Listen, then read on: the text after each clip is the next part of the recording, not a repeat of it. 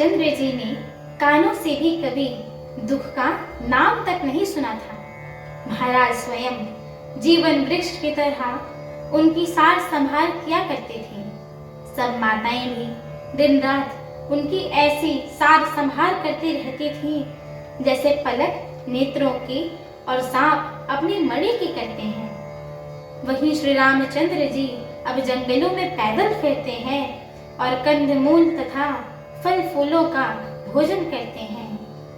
अमंगलों की मूल कैकई को धिक्कार है जो अपने प्राण प्रियतम पति से भी प्रतिकूल हो गई। मुझ पापी के समुद्र और अभागे को धिक्कार है जिसके कारण ये सब उत्पात हुए। विधाता ने मुझे कुल का कलंक बनाकर पैदा किया और कुमाता ने मुझे स्वामी द्रोही बना दिया।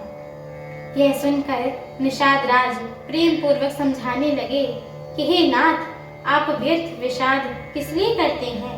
श्री रामचंद्र जी आपको प्यारे हैं और आप श्री रामचंद्र जी को प्यारे हैं। यही निचोड़ निश्चित सिद्धांत है।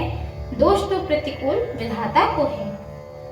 प्रतिकूल विधाता की करनी बड़ी कठोर है, जिसने माता कैकई को बावली बना दिया, उनकी मति फेर दी। उस रात को प्रभु श्री रामचंद्र जी बार बार आदर पूर्वक आपकी बड़ी सराहना करते थे। तुलसीदास जी कहते हैं कि निषाद राज जी कहते हैं, श्री रामचंद्र जी को आपके समान अतिशय प्रिय और कोई नहीं है। मैं सौगंध खाकर कहता हूँ, परिणाम में मंगल होगा। यह जानकर आप अपने हृदय में धैर्य धारण करिए। श्री रामचंद्र जी अंतर्यामी तथा संकोच, प्रेम और कृपा के अथाह समुद्र हैं। यह विचार कर और मन में दृढ़ता लाकर चलिए और विश्राम कीजिए। सखा के वचन सुनकर हृदय में धीरज धर के श्री रामचंद्र जी का स्मरण करते हुए भरत जी डेरे को चले। नगर के सारे स्त्री पुरुष यह समाचार पाकर बड़े आतुर होकर उस स्थान को देखने चले। वे उस स्थान की परिक्रमा करके प्रणाम करते हैं और कैकई को बहुत दोष देते हैं। नेत्रों में जल भर भर लेते हैं और प्रतिकूल विधाता को दूषण देते हैं। कोई भरत जी के स्नेह की सराहना करते हैं और कोई कहते हैं कि राजा ने अपना प्रेम खूब निभाया। सब अपनी निंदा करके निषाद की प्रशंसा करते हैं। उस समय के विमोह और विषाद को कौन कह सकता है? इस प्रकार रात भर सब लोग जागते रहे। सवेरा होते ही खिवा लगा। सुंदर नाव पर गुरु जी को चढ़ाकर फिर नई नाव पर सब माताओं को चढ़ाया।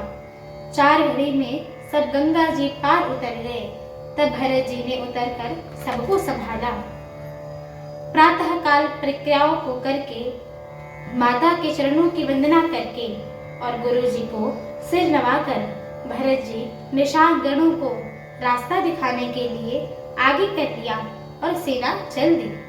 हमारी आगे की श्री राम कथा को सुनने के लिए हमारे चैनल को लाइक, शेयर, सब्सक्राइब एवं कमेंट अवश्य करिएगा।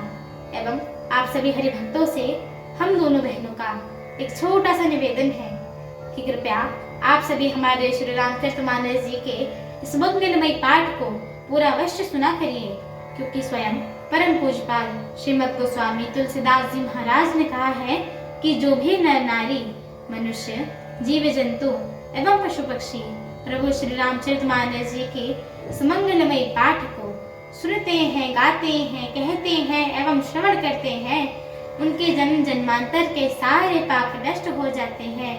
एक बार प्रेम से बोलिए, मर्यादा पुरुषोत्तम प्रभु श्री रामचंद्र की जय हो। जय जननी माता जानकी की जय हो। लक्ष्मण भैया की जय हो। अयोध्या धाम की जय हो। तुलसीदास जी महाराज की जय हो। एक बार प्रेम से बोलिए, पवन सुत हनुमान की जय हो। जय श्री राम। जय श्री राम।